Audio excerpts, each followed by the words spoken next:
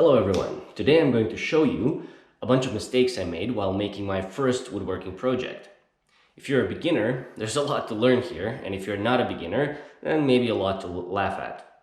Before we begin, make sure to subscribe so you don't miss any of the future videos.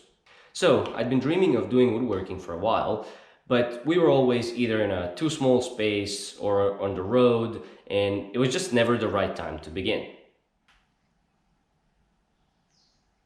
But moving into a house, I finally had everything that I needed.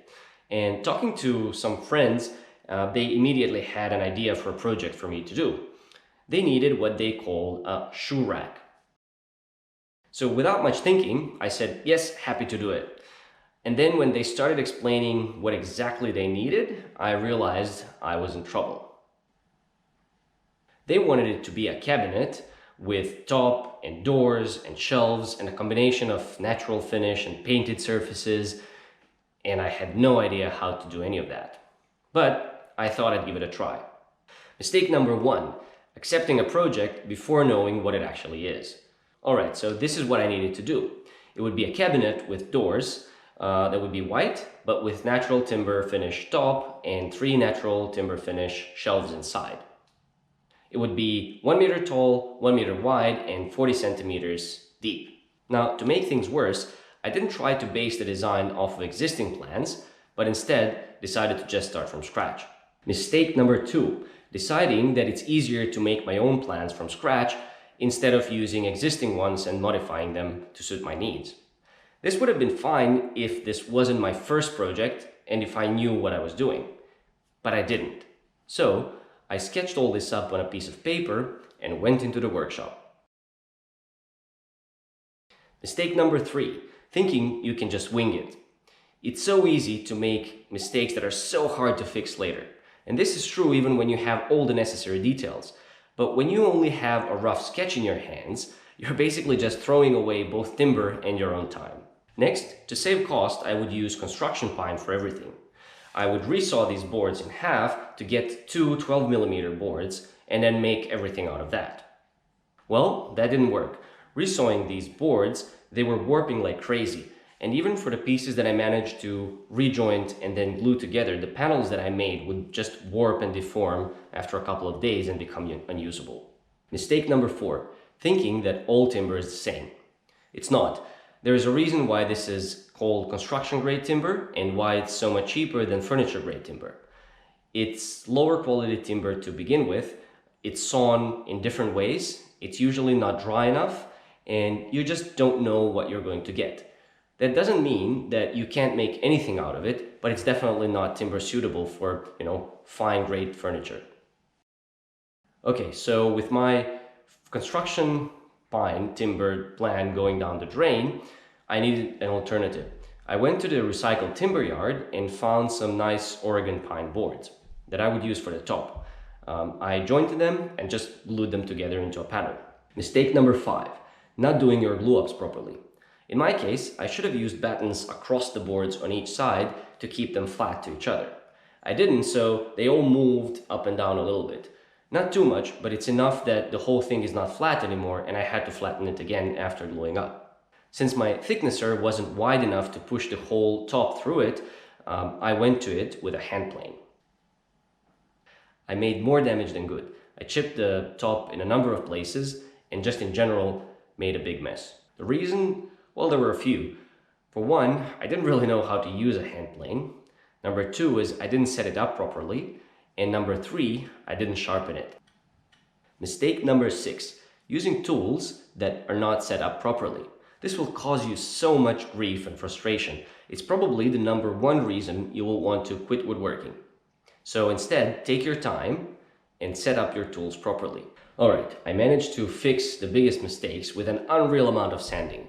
Trust me, sanding off 2 or 3 millimeters off the top is no fun at all. So after that, I wanted to shape the edges of the top. So I would chamfer the bottom and then round off the top. For this, I knew I'd need a router, but I didn't know anything about routers. So I just went to the home department store and bought a cheap router that had everything I thought I needed, at least on paper. So it had a lot of power, it had variable speed control, electronic speed control, soft start, plunge mechanism, and whatnot. Well, router bits were running out of this thing. The dust guard was in such an inconvenient place that it was just always getting in the way, and I ended up removing it. The collet locking mechanism didn't work properly. It would get stuck or it would just skip. And overall, it was just a miserable experience using this router. So there is a reason why it was cheap. Worse than the router, I bought a whole set of really cheap router bits, like this. This whole set cost as little as one of brand name high quality router bits. The problem with them was they were so dull, they were chipping my top and causing a lot of damage. In fact, at one point, I had to rip the top to a more narrow width in order to save it, and that of course changed the size of the whole cabinet. Mistake number 7, buying the cheapest tools. It's better to get a smaller set of essential but quality tools than a bunch of crap. Those cheaper tools often work well enough for construction, but not for woodworking.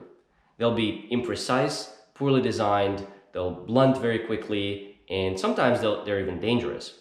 So I think it's better to buy a set of second-hand quality tools than brand new bad ones. So it was finally time to finish the top. I used clear polyurethane, but unfortunately I didn't fill in the knots and cracks. And the can nicely said, fill in knots and cracks before applying. Mistake number 8, leaving cracks and holes open before finishing. This will make your project less protected, more prone to further splitting and cracking. It will collect dust and other dirt, and it will also make the finish harder to apply. Okay, so after the top, I went and built the shelves. Luckily, no mistakes there. And for the door, I decided to use the frame and panel construction.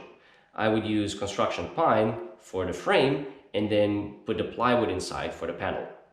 Now, because of issues with the router and the bits, my lack of patience, these frames didn't fit in all that well. And in some cases, the gaps in the joints were as much as 3 millimeters big.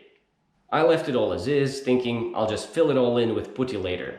Mistake number 9, thinking that putty can fix everything. It can't, not even every hole. Also, not all putty is the same. I found something that said it was flexible, sandable, and paintable, but no matter how much I sanded it, I could just never get it perfectly flat, and it would always show through the paint. Also, it was shrinking as it dried, so I had to apply many coats before I was able to fill in especially those bigger cracks and bigger gaps between the joints. So, put the effort into making your joints properly. It will save you a lot of time later. So after this, I went on to create the cabinet base and to put it all together. I used rabbets and biscuit joints for gluing it all together. And at one point, I managed to cut the biscuit holes in the wrong side, and to make things worse, on the outside of the cabinet base. Now, instead of redoing that base as I should have, I again decided that I would just fill it all up with putty later and hide the mistake that way. Well, some people are just slow. Mistake number 10, trying to fix problems when redoing the piece would be easier. Now, making that cabinet base wasn't all that hard, and it would have been faster and easier if I just redid it than trying to fix those holes I accidentally made. Also, using pieces of timber to fill the holes, like these biscuits that the holes were made for in the first place, would have made it faster for me to fix it, and it would have looked better because it would have filled the hole with a better material than just that putty. Oh, and also look carefully before you start cutting.